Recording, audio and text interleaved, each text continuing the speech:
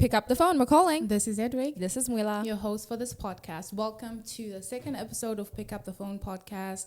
We are away for a little bit due to some technical difficulties that we finally figured out, hopefully. Yeah. And we'll bring you guys a very important topic, and well, I'll just let you introduce that.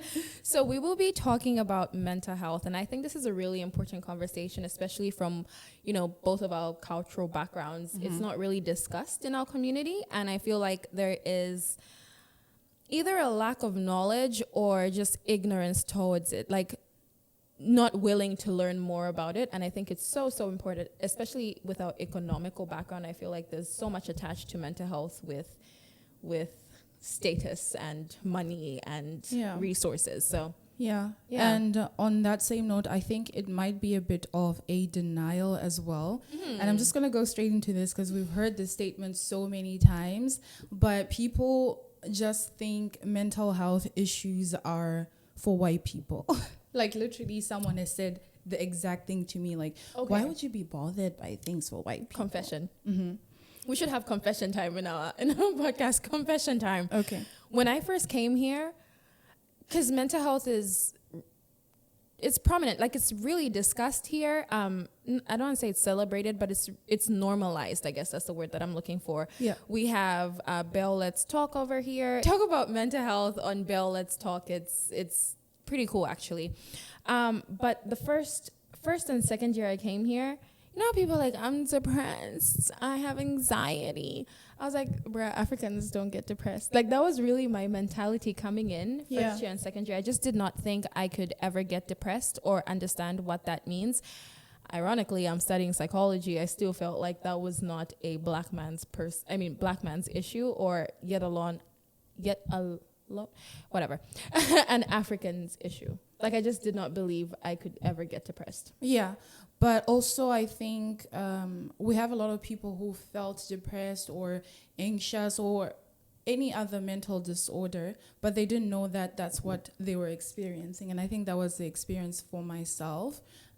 Before we go into that, I just wanted to clarify for people, because when people talk about mental health, they just think it doesn't apply to me. But although not everyone has a mental health disorder, everyone has mental health, and issues, we each know just mental health as much as we have physical health, emotional health. Okay, now I get what you're saying. Mental health. Yeah. So you might not have a disorder, but you have your mental health to take care of. Maybe we can just start to dive into the things that can affect your mental health. The first one that I actually didn't know, I saw this from, have you ever watched Shameless? Yes. Yeah. You know how Ian ends up suffering from bipolar? Actually, I've never gone that far. Okay, so we get to know that his mother used to suffer from the same thing. So I didn't know, like, it can be hereditary? Yeah. So there are a lot of people who could suffer from that just because their parents have suffered from it, or their grandparents or whoever. We also have mental health disorders that can come about due to our environments. And especially now with how connected we all are. There's that time, you remember, when there were issues happening left, right, and center. Everyone was posting something. This is what's happening in Sudan. This is what's happening. And we're all exposed Last to. year, it was around like that Black Lives Matter march. I remember that was a lot. Yeah, so we have all these things that we're exposed to all at once. And I think it can be difficult to know how to navigate that and to know how to deal with that, especially if it's issues that directly affect you or your country or your loved ones. It's very hard to know how you can manage some of those. I was also going to say biological factors, like you can just be born like that, maybe your genes or like just how your brain functions. Yeah. I think leaving biology aside, lack of resources is another factor that could really impact your mental health if you don't have access to healthcare or finances and jobs, for instance, or education, like so many things. A lack of resources could really, really impact us. And I feel like that's why it's really important to talk about it with our community back home, because we're not as developed, I guess, as the Western world with having like free healthcare or everybody can go to school. It's paid for by the government or whatever it is. What else could impact your mental health? I was gonna say, life experiences such Oh. as trauma or abuse, you can Right. develop some disorders from there because it's something that has affected you in your life, and your body can. Especially childhood trauma. Yeah, what was I watching? There's this show that I was watching, Yeah. and this woman, she basically developed an alter ego. Is that the thing? But she had gone through a very traumatic experience, so her mind created this whole new person to like kind of get her through that. So whenever she felt threatened, she would like become that person. Yeah, So right. there are instances like that where your body makes a defense for yourself in trying to protect you from experiencing something again. Something that I recently came across is it's an Instagram page. Maybe I'll link it because I can't remember. I literally just spend time scrolling on Instagram. But Yeah. one of the things that we don't realize is that our bodies remember trauma. Yeah. You may not remember it because your mind wants to protect you, and it tends to block a lot of things out, and not True. you tend to forget a lot of things. But your body reacts to certain environments. So like if it recognizes something that it's experienced that it wasn't really friendly with or whatever, it can shut you down and create anxiety and depression, or anyway, we'll talk about all of those other mental health disorders true. or issues. I wanted to go back a little bit to what you said. There's a statement you said about when you came here, you'd hear people saying, oh yeah, my anxiety, my depression, this. Yes. On that same note, I think that we've become so used to loosely using these terms. So there are instances of normal anxiousness, right? You're a human being. You can be anxious about something, but that doesn't mean you have anxiety. And I think it also takes the focus away from the seriousness of these issues because everyone just uses it as like spicing up the conversation. Oh, my OCD would not allow that. You know that I used to, sorry, I didn't mean to cut you off, but just when you mentioned that, I had a couple of friends, I'd be like, oh my gosh, I like clean my room and make sure it's tidy. Like my OCD just does not allow my pillow to leave my bed. And it was only until I attended like mental health seminars and whatever, or events, and they're like, these terms, it's really important to the people that experience it. And when you use it lightly, it takes away, like you say, the seriousness of it. Or like, how we're just having a conversation, like, I'm so depressed. Yeah. But the heaviness of that, and hence, I think 2 years ago, I decided not to use that word. I don't even like associating myself with that word because I've experienced it, and I know the sadness and just the negative effects that it comes with it, that I don't use that word lightly. Yeah. Whereas when I came, it was like, I'm so depressed. But now I know and understand the... I think we can also just go into how mental health disorders look different on different people. And I think we didn't mention this in the beginning, but this is going to be a generalized view on mental health because I tried to look them up. There's so many disorders. There's so many mental health disorders. Yeah. So we're just going to be speaking about them like as a whole, like mental health in general.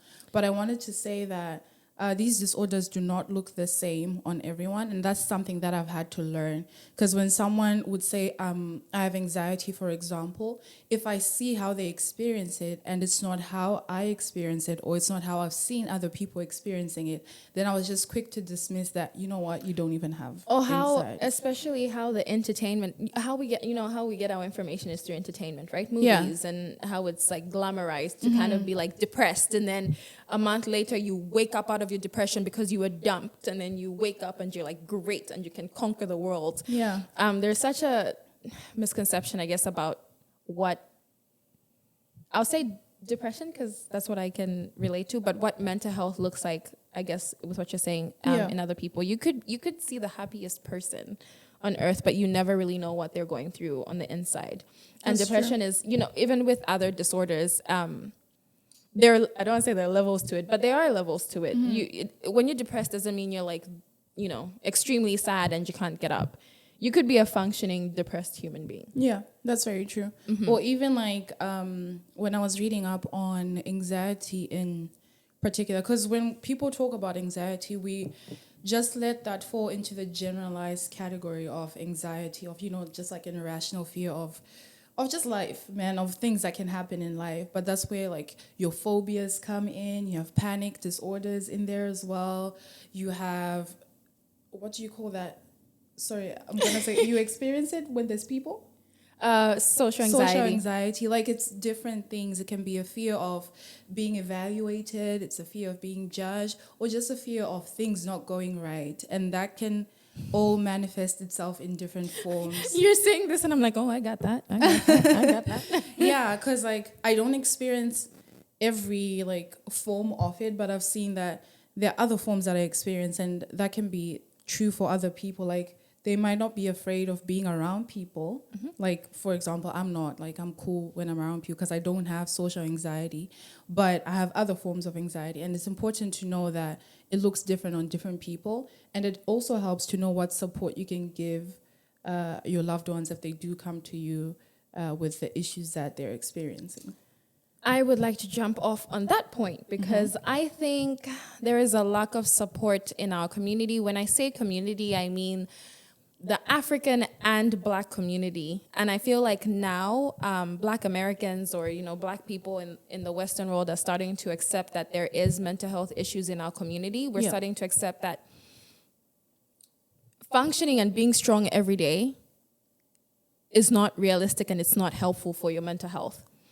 So there's more talks and more resources that are out there. But when I talk about our community back home, I feel like it's made out to be a joke. So let's say if for example, I said I wanted to study psychology when I was leaving. Yeah. And immediately I was like, met with, oh, so you want to study mad people?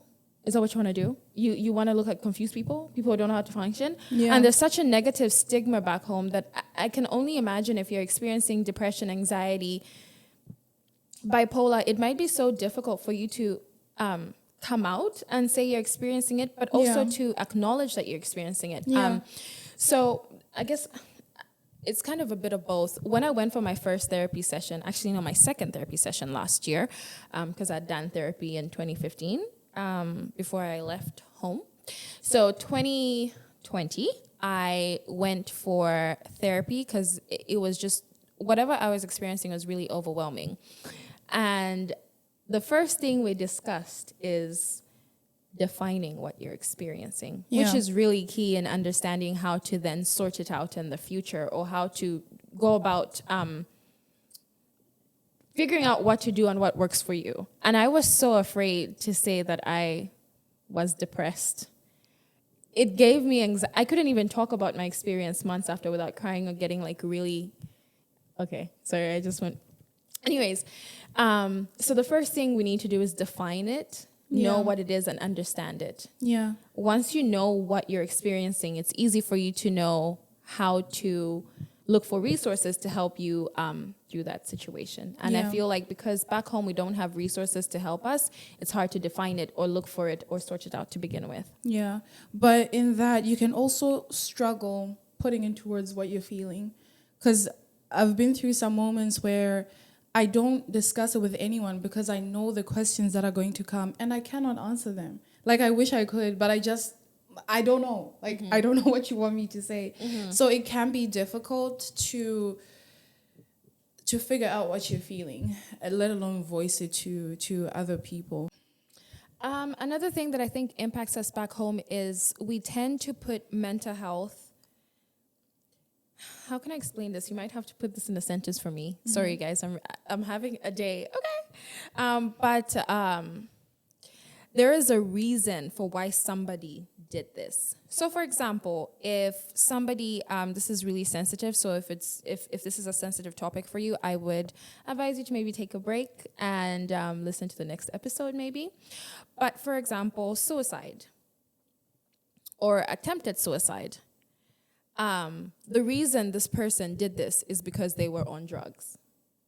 Yeah. It's never, hey, maybe let's understand what they were experiencing, they were going through to reach that point. Yeah. Or if somebody is asking for help, it's not because they drink or because they are on drugs, the reason they're probably doing that is because they're avoiding the feelings that they feel when they're in their normal state. Yeah. So I remember talking to, I guess I won't mention it because then it will have a trigger effect. You know who I'm talking about. But I was talking to somebody back home and we were talking about suicide and, you know, being sad or whatever. And the first thing they said is, but that person was on weed and they were doing hard drugs. I'm like, yeah, but why were they on weed and why were they doing hard drugs? Is it peer pressure? Is it that they were really sad and no one really noticed? Had they reached out for help multiple times, but no one understood how to help this person get out of it? And I feel like, I love you, parents, but they're not as understanding when it comes to mental health because I don't think they understand it. Yeah. And I also think that I don't even think they recognize when they're experiencing a downfall in their mental health. That's very true. You know, because I don't think they've ever had conversations. I can only understand if your child comes to you. It may be really difficult to understand because for you, you're like, what the hell do you have to worry about? Yeah, I why pay you your sad? bills. You Yeah. have food? Hey, You have everything? Why go you clean sad? them dishes. What? Go depress them dishes. Do you remember that meme? So yeah, I Yes. think there's such a lack of understanding and awareness in our community. And I think it's really important that our parents and us as individuals begin to do research because it may take a long time up until the government decides to give us resources for us to understand. So I think especially in today's day and age, as we're more connected, like you mentioned, we really, really, really need to take care of it. Sorry, that was like a really long rumble. No, but I think also, just to add on to what you said, I'm going to say, because we are educated enough to know what mental health is, you know, the disorders, how it manifests and how it looks like in different people, how to deal with it, where are the resources. I think it's also our duty to educate our parents, because I don't know if my mom is going to go Google what is mental health, because it's not at the forefront of her mind. You know what I mean? Like, it's easier for me, for example, to mention this to my dad because he's a doctor. I know he's going to understand. But like, if you just have a regular parent like my mom, I don't think that's going to be an issue that's like prominent in her brain. So I think it's up to us also to start educating them. And I know it can be very hard to just bring up the topic because you're scared of being dismissed or just them not understanding. But I think we have to start somewhere. And I think it's going to be up to us. Something that I just thought about is I don't think my dad kind of understands the term depression or anxiety or whatever disorder it is, but he does understand when I'm going through something. So he won't name it that because I don't think he understands that. Yeah. But he'll be like, are you okay? You don't sound okay. Do you need a break? Do you want me to send you money so you can take a break and not have to worry about rent or something? Yeah. So I think they understand that you can get down. They just don't know how bad it can be or what it's called. That's true. And a lot of people also just don't understand how bad it can be. And I can see that in... I feel like our parents have been depressed or have been anxious or have had something, but they just did not know how to label it. Because that generation has experienced some stress and a half. Yeah. You know? With like our economy going up and down and having to figure it out. Like I think our parents constantly work. Do they ever take a break? Not really, no. Do your parents go to therapy? Therapy. Okay, so I also just wanted to bring up the topic of men in general, because when I was doing my research, found that the suicide rates for men and women, well, for women, they're usually half that of men. So like men's suicide rates are almost always ×2 of women. And yet we don't really have many men speaking up about mental health disorders. And I think we can connect that to how much we have demonized, I want to say, men being vulnerable, because somehow that translates to a man being weak. But we're all going through life, and it's very common for someone to feel down and to feel just not good. Just because you're a man doesn't mean that you're excluded from feeling that. So I think we need to really develop safe spaces for men to be able to speak up. And this is a word to men as well. I don't know if there's any men who watch this. But I think it's also up to them to start wanting to have these conversations, because we see it in the statistics. There's a lot of men that are dying. Like, the suicide rates for men are very, very high, but we don't really talk about it. And I don't know, it's a very emotional topic for me, because to get to a point where you think the only solution is to end your life, I can only imagine what you'll be going through at that point.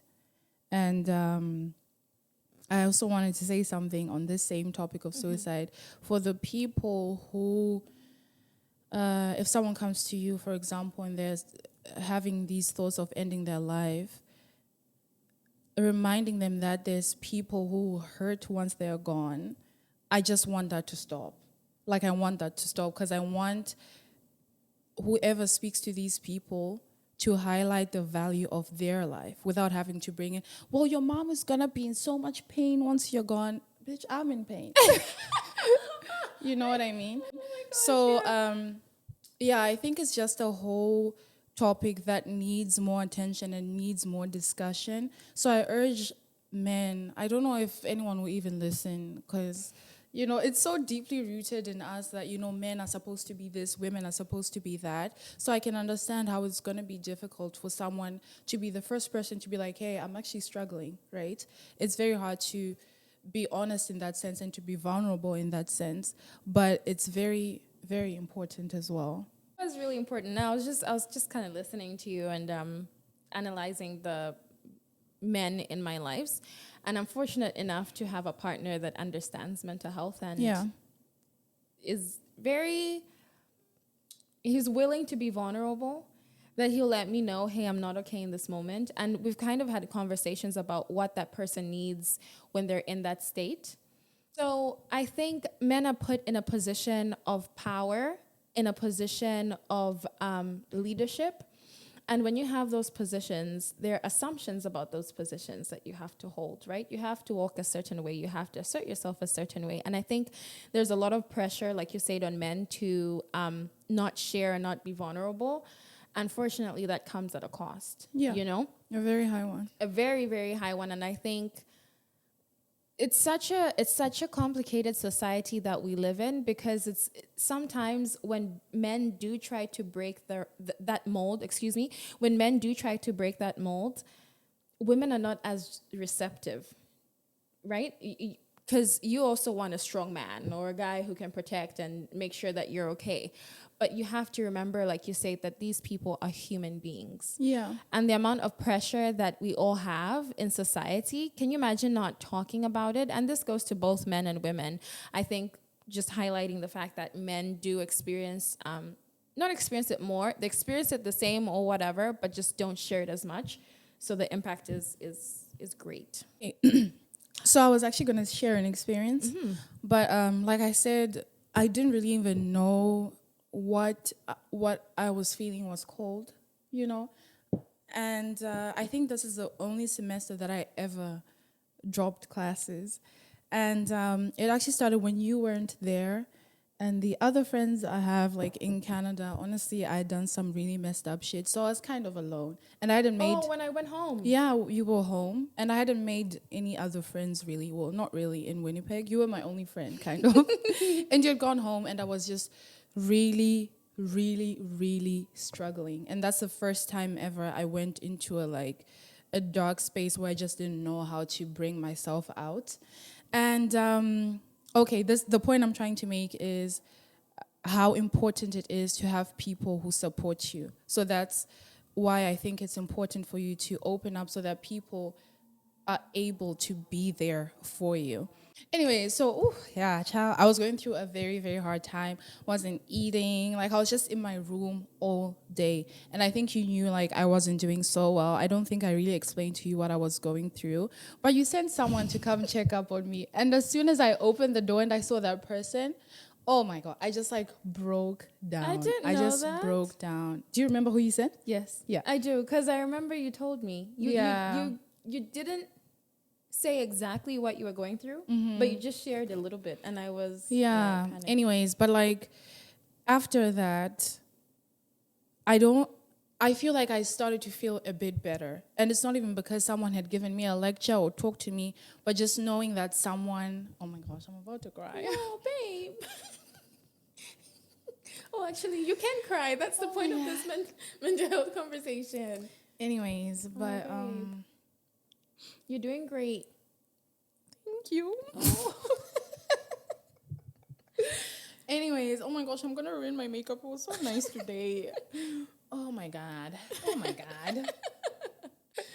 Anyways, but just knowing that someone is thinking of you and someone is there if you need that, I think it's very important to have that support when you're going through things, because it can save you from so much, so but you have to be willing to open up and let people be there for you, because that was my problem as well. I'll just go through things by myself, and that's not because I didn't have people around me, but I just never let them in. And it's hard to let people in, but it could be the thing that saves you. Okay, bad bitch activated again. Are we sharing our experiences? Yeah, you can if you want to.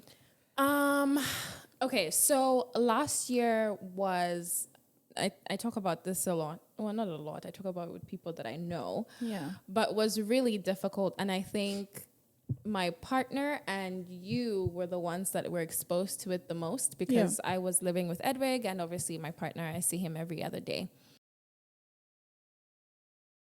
So last year was when I experienced a really stressful summer for me, because I had what my therapist would define as depression and anxiety. And I think that was social anxiety. And I think that was really tied into my depression. And I found myself not being able to be around crowds. Like even when we went to an event, I had to leave early because I was just about to cry or whatever. Yeah. And thank you, Lindani, for walking me to my room. But he walked me to my room. He made sure I was okay. He said, if I need anything, just let me know. And was, really supportive. But I say that to say,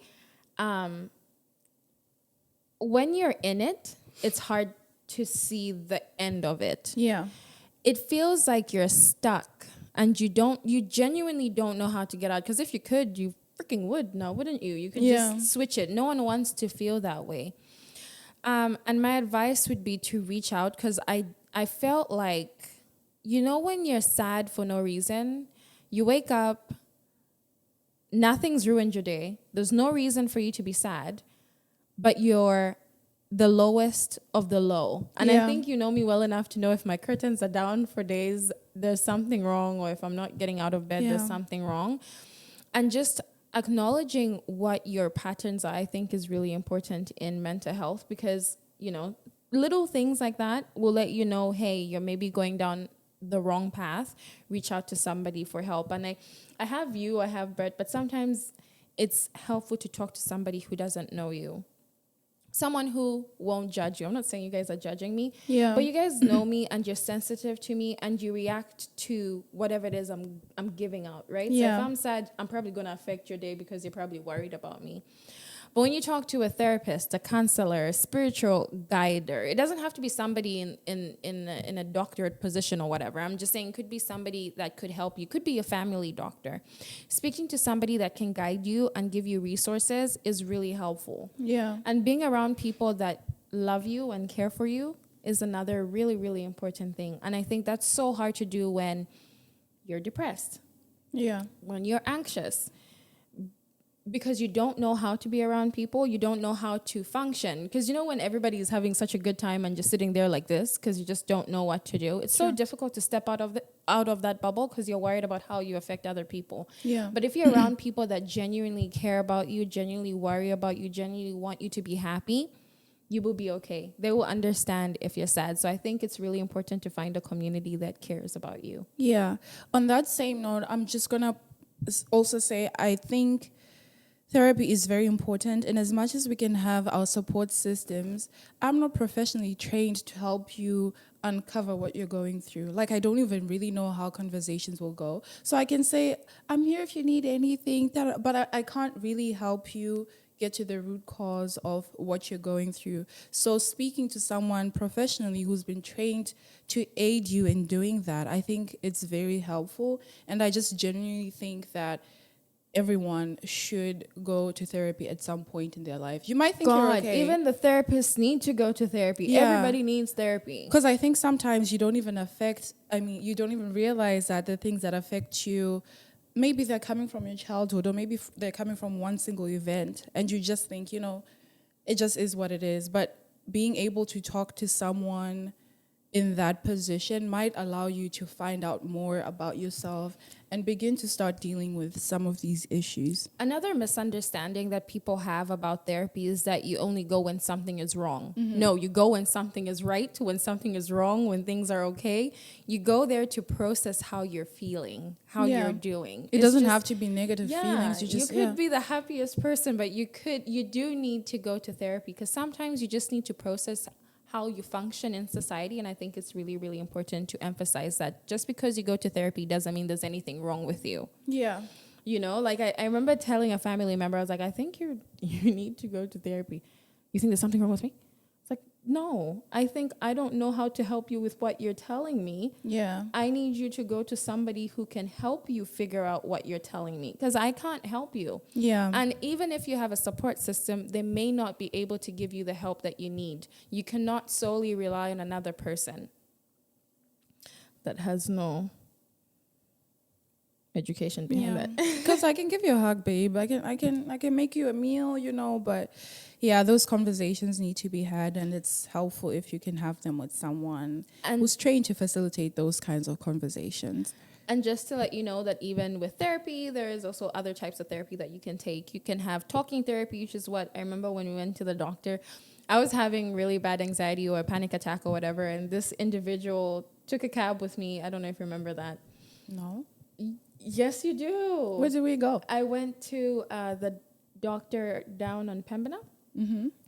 And I had booked. Which one? The useless doctor? Okay. The female? The one who asked me if I was pregnant? Yeah.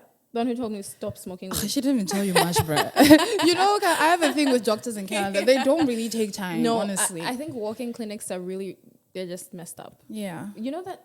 I'll tell you later. Anyways, the point is there are different types of therapy. You can go to talk therapy. You can go to the gym therapy. Yeah. You just need to figure out what's right for you. Yeah, there's this one, my father, he's so cute, because sometimes he doesn't know what to say. He's so cute. But because, but I guess because he has a medical background, he just bombards me with things I can look into. I'm like, thank you, but this is too much. Yes. This is too much. You just need someone to listen. Yeah. So if you go to our Instagram or if you look down in our description, we're going to do our research and figure out, Zimbabwe, Zambia, Canada, resources that you have available to you, and seminars that you can look at. We will try our best to add as many resources as we possibly can. Yeah. And this is not the last time we're going to be talking about mental health, because it's such a broad topic that I think we need to go into generational curses and stuff like that are dealt. You really love that phrase. You say it in every episode. Because I just feel like it's so important. There's so many things that are passed down to us from our parents, and we learn so much of it that I'm really trying to run away from some of the behaviors that I have seen, because I've seen them and I've seen how negative that they are. Yeah. That I see them in myself and I hate it. So, anyways. Yeah. And I think also this is something that I encourage for everyone to just have a mental check-in, be it just, for yourself, by yourself, with yourself. Journaling. I journal, yeah. So I journal, just write things down. And I know there's a time you used to do a mood tracker, right? Yes. Yeah, I also started doing that, but honestly, I stopped a week in. But it's just helpful, because you can also just track, on this day, I was feeling this way. What had I done? What was I doing? What was I thinking? And that can help you to maybe distance yourself from things that don't make you feel as good. Sorry, one more point. Sometimes for me, I just don't go on social media because I don't like how I feel when I've been scrolling for hours or whatever. So I just kind of avoid it. And right now, the thing I do for myself is I have time limits for my apps. So for my Instagram, I have 45 minutes per day. You know what I do on YouTube? What do you do? Dismiss. Oh, yeah, I've done ignore, remind me in 15 minutes. Ignore, remind me in 15 minutes. You know what? Ignore limit for today. But yeah, so just find things that will help you feel better, because you have to take care of yourself in that sense. If you see that something is not working, get rid of it. I know it might be hard. Instagram, some people over here. Why are you looking? But yeah, anyways, just take care of yourself. Remember to put your mental health first. Even if it's people that are messing with your mental health, snip, snip. If you're not okay, you're okay. It means you're okay. It means Yeah. you're functioning. Yeah. There is nothing wrong with you. And even if there is something, there's nothing wrong with you. Yeah. Everybody else is experiencing it. I'm not saying your situation isn't unique. I just want you to know that there are other people that are experiencing what you're experiencing. You are not alone. And hit us up if you're going through a dark time. us up, We'll yo, be there. like- You know, some of us have been there. Therapy, medication. It's lit. Anyways, thank you so much for tuning in.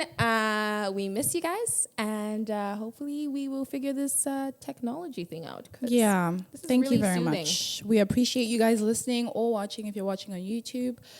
You can catch us on Instagram. I'll link our account below. Actually, I'll also just place it here for the people on YouTube.